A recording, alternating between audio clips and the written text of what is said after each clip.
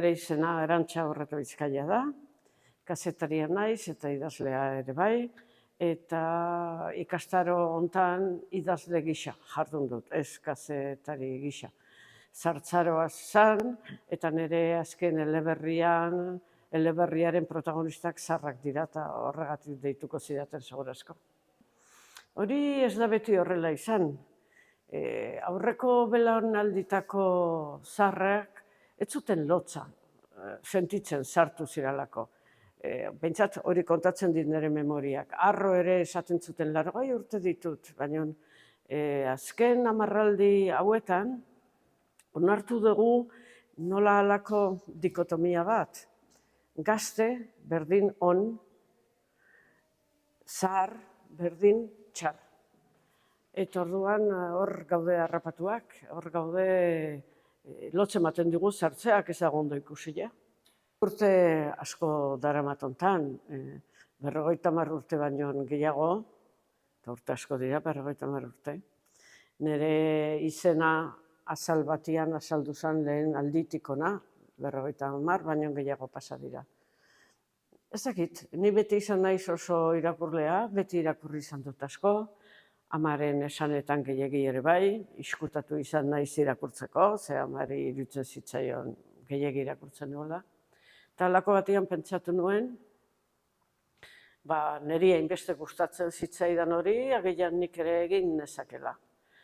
Eta hor sortatu zen, momentu hartan, izan nitzala lehenengo emakumea, eleberri bat euskeraz egintzuna, baina nik ez nuen sumatzen ezer arraro egiten ari nintzenik. Nik irakurtzen ditun liburuak eta askoz ziren emakumeak idatziak.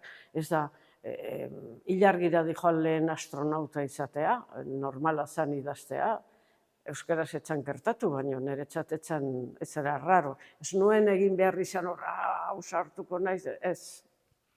Niri naturala iruditu zitzaidan. Nahi izan ditut, bizimodu berezia izan duten emakumeak, eta ibilbide berezia egin dutenak, eta bukaera berezia ere aukeratzen dutenak.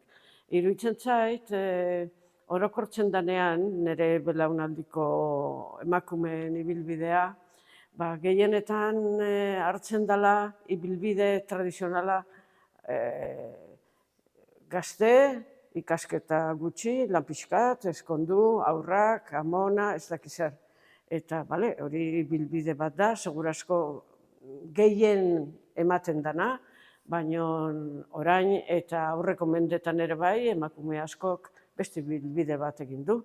Eta nik hori nahi nuen islatu kontu honetan.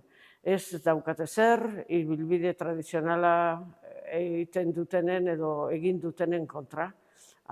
Bakoitzak nahi duena, baina nahi nuen seinalatu emakume guztiok ez dugula ibilbide tradizional hori egin.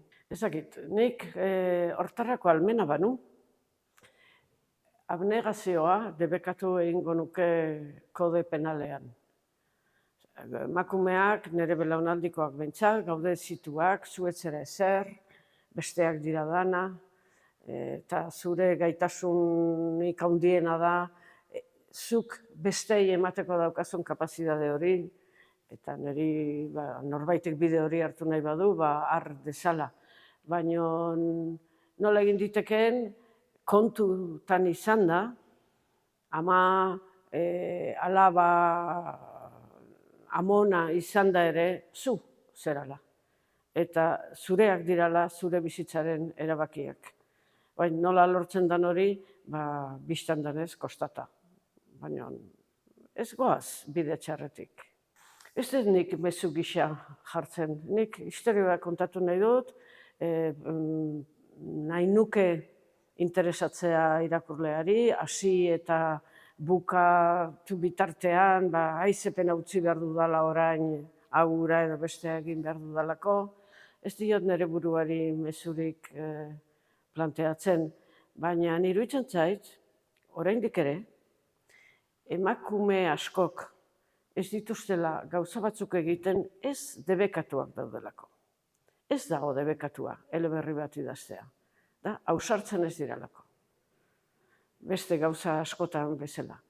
Ez gera ausartzen. Eta mezu bat bialtzekotan, ausartu zaitia, egizu, ausartu ez da ezer gertatzen.